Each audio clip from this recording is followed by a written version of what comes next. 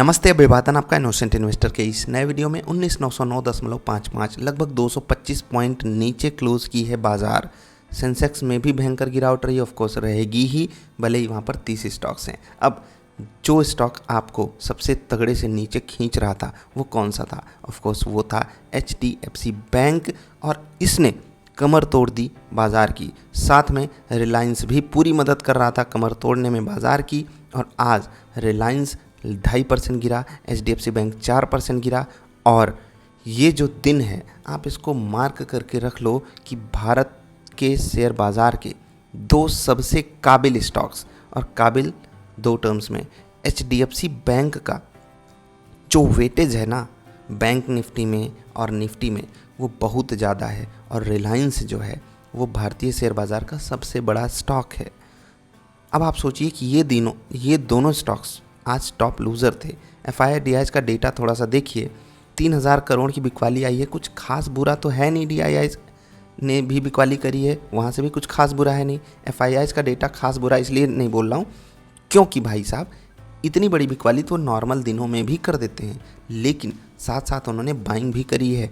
इस पर आपको फोकस रखना है, और ये फोकस आपका शिफ्ट नहीं होना चाहिए, ठीक है। अब मैं थोड़ा सा होम पेज पे चलता हूँ, दिखाता हूँ आपको कि आज का टॉप लूज़र कौन है। व्हाट हैपन टू इंटरनेट, ये चल क्यों नहीं रहा भाई?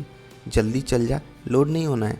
पता नहीं वेबसाइट में कुछ इशू है, इंटरनेट में कुछ इशू है। चलिए, HDFC बैंक गिर गया तो तकलीफ़ किसको हो रही है? इन्वेस्टर्स को हो रही है, ऑफ कोर्स होनी चाहिए। क्यों होनी चाहिए? क्योंकि भाई बाहर का कोई एक्सपर्ट आके बोल देगा कि हम इनका टारगेट कम कर दे रहे हैं, क्योंकि इन्होंने बोला है कि अब मार्जिन पे प्रेशर रहेगा। तो भैया मैं इस चीज़ को बहुत बुरा मानता हूँ, और बुरा क्यों मानता हूँ मैं आपको बताता हूँ। देखिए, हमारी कंपनी है हमारे देश की, और हमने इस कंपनी को और इस कंपनी को मर्ज कर दिया, ठीक है। अब चलिए कि एक बंदा है जिसके पास, बेचारे के पास पैर में कुछ इश्यूज़ हैं, लेट्स से कि उसका पैर टूट गया था और वो अभी प्लास्टर बांध करके चल रहा है। सो एक स्वस्थ बंदा अगर उसके साथ है, तो अगर वो उसके साथ चलेगा, बहुत ध्यान से सुनना, तो ऑफकोर्स उसकी स्पीड हो जाएगी स्लो। मैं ये नहीं कह रहा हूँ कि जो HDFC था, ठीक है, HDFC बैंक की पेरेंट कंपनी, वो लंगड़ा था, लेकिन जो भी इशूज़ थे इसी से उसका कंपैरिजन आप करके देख लेना। अभी लंगड़ा है ना, पैर टूटा है ना, कल को प्लास्टर खुल जाएगा, ओपन हो जाएगा ना, ख़त्म, प्लास्टर निकाल दिया जाएगा, फिर क्या होगा? They both will run. और इस चीज़ को आप नोट करके रखिएगा कि जो गुड क्वालिटी स्टॉक्स होते हैं उनमें जब भी बड़ी गिरावट आती है, 3-4 महीनों में इससे बड़ी गिरावट कभी आई ही नहीं थी, और इतनी बेहूदगी वाली बात हो जाती है सच में। इसको मैं मतलब ये चीज़ मुझे सच में डाइजेस्ट नहीं होती है। सो इस स्टॉक पे प्योरली आपकी नज़र होनी चाहिए, बहुत ही प्योर तरीके से, क्योंकि इससे बढ़िया बैंकिंग स्टॉक, इससे बढ़िया इवन स्टॉक आपको ढूंढने पे मिलेगा नहीं। और बस ऐसे मजाक के तौर पे बोल रहा हूँ, बाकी अपने सो कॉल्ड नहीं, अपने बहुत ही जेन्युइन फाइनेंशियल एक्सपर्ट से सलाह ले करके ही आपको 1 रुपया भी बाज़ार में डालना है। मेरी सलाह पे अठन्नी चवन्नी भी मत डालना, ठीक है, 10 पैसे भी मत डालना। बस डिस्कशन कर रहे हैं क्योंकि हमारे देश का बहुत ही प्यारा दुलारा स्टॉक है ये, ठीक है। मुझे काफ़ी पसंद है, अब मैं पैसे लगाता हूँ या नहीं वो आप अपने तरीके से समझो। लेकिन कब गिरते हैं HDFC बैंक और रिलायंस? ऐसे मौके पे हमें खुश होना चाहिए, दुखी नहीं होना चाहिए। जो एग्जिस्टिंग शेयर होल्डर्स हैं उनको क्या तकलीफ़ है? देखो भैया, अगर आप ट्रेडर थे तो स्टॉप लॉस कहाँ था? अगर आप इन्वेस्टर हो तो चिल मारो। एक गाना है चिल मारो, उस गाने को जाकर के सुनो और चिल मारो। क्या यार, परेशान मत हुआ करो, ठीक है। बाज़ार में गिरावट चलती रहती है। एक स्टॉक डिस्कस ज़रूर करेंगे, HDFC लाइफ। एक न्यूज़ आई थी बजट के समय, ये बजट वाला दिन था, कि भैया सरकार ऐसा कर दे रही है कि ऐसा हो जाएगा वैसा हो जाएगा, प्रीमियम से रिलेटेड, कि अब ये नहीं कर पाएंगे, वो नहीं कर पाएंगे। भयंकर गिरावट आई। जा करके देखना मैंने क्या वीडियो बनाई थी। मैंने कहा क्या ये शॉर्ट टर्म पेन है? और देखो स्टॉक नीचे गिरा, ये डेड कैट बाउंस था, उसके बाद नीचे गिरा बढ़िया से, फिर धीरे धीरे धक धक धक धक धक धक धक धक दिल धड़कता गया और स्टॉक ऊपर आ गया।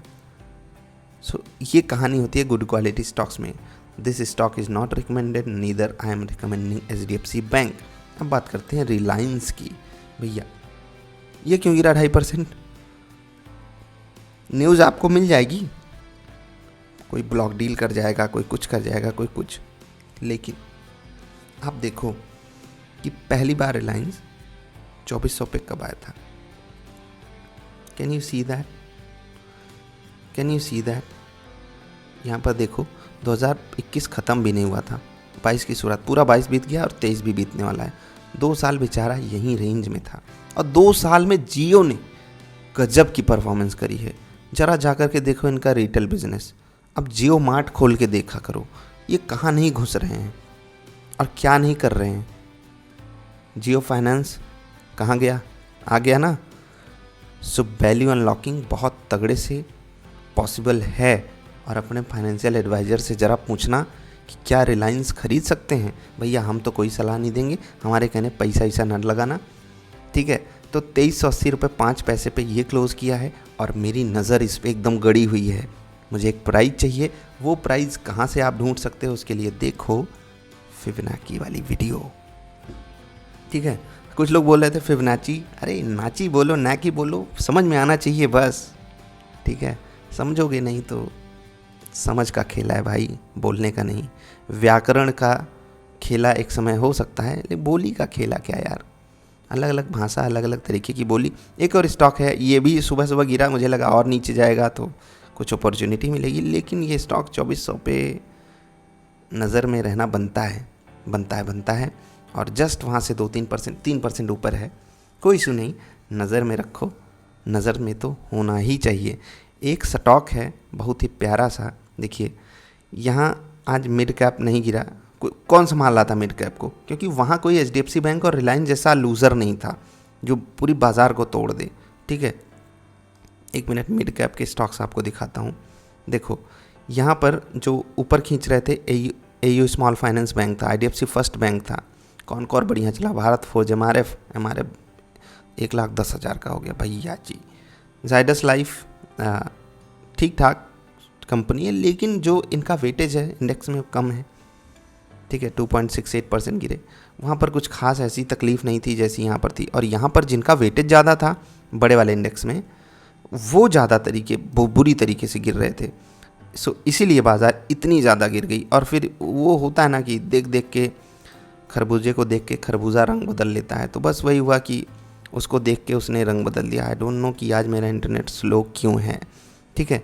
एक स्टॉक है, देखो आपको बहुत सारे स्टॉक्स यहाँ पर पसंद आएंगे, लेकिन जिस तरीके से IT चला है वैसे ही एक और सेक्टर है जिस पे आपकी नज़र होनी चाहिए।